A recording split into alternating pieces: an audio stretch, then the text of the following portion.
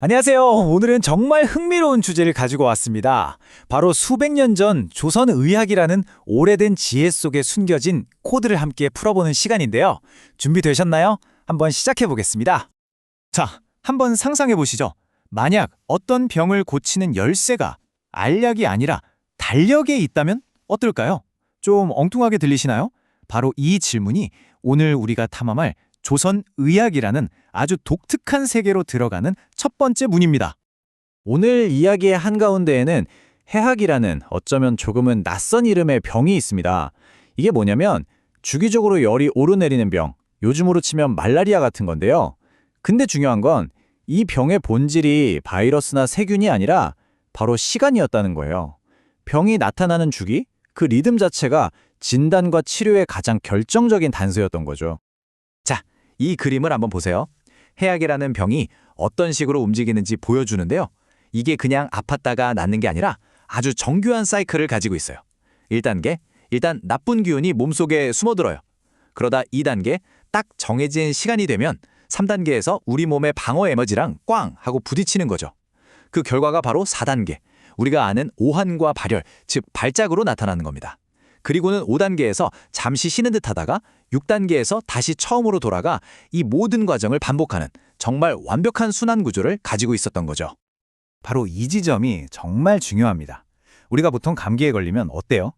한 5일 알았어. 이런 식으로 시간은 병의 기간을 의미하잖아요. 그렇죠? 근데 해학에서는 완전히 달랐어요. 이틀에 한 번씩 꼭 낮 12시에 열이 나. 이런 식으로 시간 자체가 병의 고유한 패턴이자 핵심 증상이 되는 겁니다. 이건 질병을 보는 관점이 근본적으로 다르다는 걸 보여주는 아주 강력한 증거예요. 자, 이제 해악이라는 이 작은 열쇠로 더 큰 문을 열어볼 시간입니다. 사실 이 해악을 분석하는 독특한 방식은요, 그냥 한 가지 병에 대한 이야기가 아니었어요. 이건 조선의학 전체를 관통하고 있었던 아주 거대한 사고의 운영체제, 그러니까 일종의 OS를 들여다보는 창문과도 같았습니다. 바로 이게 오늘 우리가 해독하려는 조선의학 OS의 핵심입니다. 이들은 단순히 어디가 아프세요? 라고 묻는데 그치지 않았어요. 그보다 훨씬 더 깊게 파고들었죠. 왜 이런 순서로 병이 진행되는가? 그리고 더 중요하게는 우리는 이 흐름의 어느 지점에서 정확히 언제 개입해야 하는가? 이걸 고민했던, 말하자면 고도의 전략가들이었던 셈입니다. 그래서 저희가 이 연구를 할 때 목표는 단순히 옛날 책을 번역하는 게 아니었어요. 글자 하나하나를 우리말로 옮기는 걸 넘어서서 그 글을 썼던 사람들의 사고방식, 그 생각의 틀 자체를 복원하는 것. 그러니까 그들은 세상을 어떻게 보고 생각했는지를 되살리는 게 진짜 목표였습니다.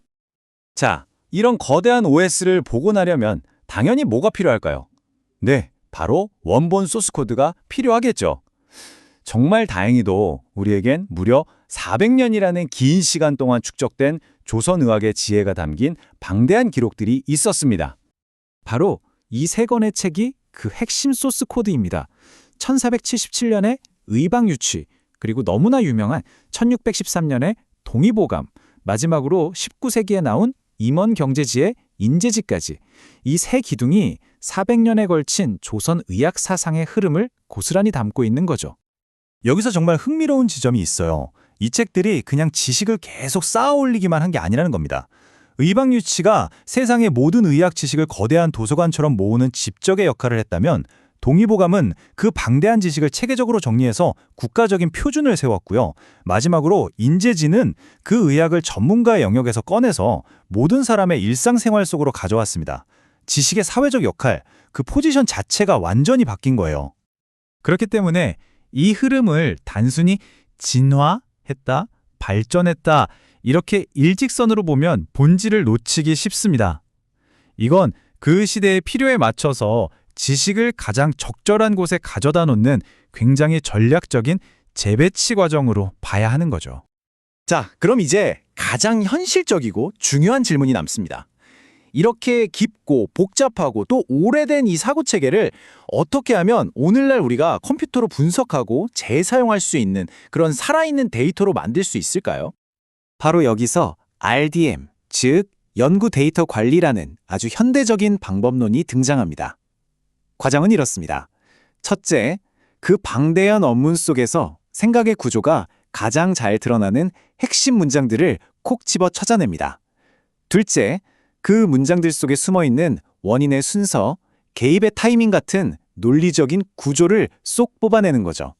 그리고 마지막, 셋째, 이렇게 추출한 생각의 구조를 KIST의 데이터원 같은 공식 플랫폼에 등록해서 누구나 다시 쓸 수 있는 데이터로 만드는 겁니다.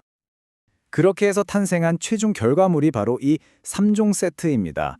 원문 데이터를 구조화한 엑셀 파일, 그리고 그 데이터가 어떤 규칙으로 만들어졌는지 설명하는 일종의 룰북인 스키마 설명서, 마지막으로 전체 사고 구조를 한눈에 딱 볼 수 있게 만든 도식까지, 이 세 가지가 합쳐질 때 비로소 고대의 지혜는 잠에서 깨어나 현대의 자산이 되는 겁니다. 좋습니다. 지금까지 과거의 지식을 데이터로 복원하는 어떻게 보면 좀 고된 과정을 살펴봤는데요. 그렇다면 이 모든 노력이 오늘을 사는 우리에게 던지는 메시지는 과연 무엇일까요? 이게 왜 중요할까요? 이 프로젝트가 발견한 가장 심오하고 아름다운 통찰은 바로 이겁니다. 조선의학의 진짜 핵심은 어떤 신비한 치료법이 아니었어요. 그것은 바로 언제 개입하고 또 언제 멈춰야 하는가를 아는 고도의 판단의 미학이었습니다. 이 차이를 한번 보세요. 현대의학의 초점이 얼마나 빨리 개입해서 문제를 해결하는가, 즉 속도에 맞춰져 있다면 조선의학의 초점은 언제 개입하는 것이 가장 효과적인가, 즉 타이밍과 절제에 있었습니다. 치료는 속도전이 아니라 전체 판을 읽고 최적의 한 수를 두는 바둑과 같았던 거죠. 바로 이 지점, 이 부분이 우리가 오늘날 한 번쯤 깊이 되새겨봐야 할 부분이라고 생각합니다. 무조건 빨리, 무조건 많이 개입하는 것이 능사가 아니라 때로는 한 발 물러서서 기다리는 것이 최선의 치료가 될 수 있다는 것. 행동하지 않음의 가치를 아는 지혜. 어쩌면 우리가 잃어버린 것이 바로 이것 아닐까요? 우리는 지금 인공지능 덕분에 어떤 질문이든 던지면 즉각적인 답을 얻는 시대에 살고 있습니다. 그런데 오늘 우리가 만난 이 오래된 지혜는 우리에게 이렇게 묻는 것 같아요. 가장 빠른 답이 과연 가장 좋은 답일까? 어쩌면 지금 우리에게 필요한 것은 더 빠른 속도가 아니라 잠시 멈춰서 기다릴 줄 아는 지혜일지도 모릅니다. 여러분은 어떻게 생각하시나요?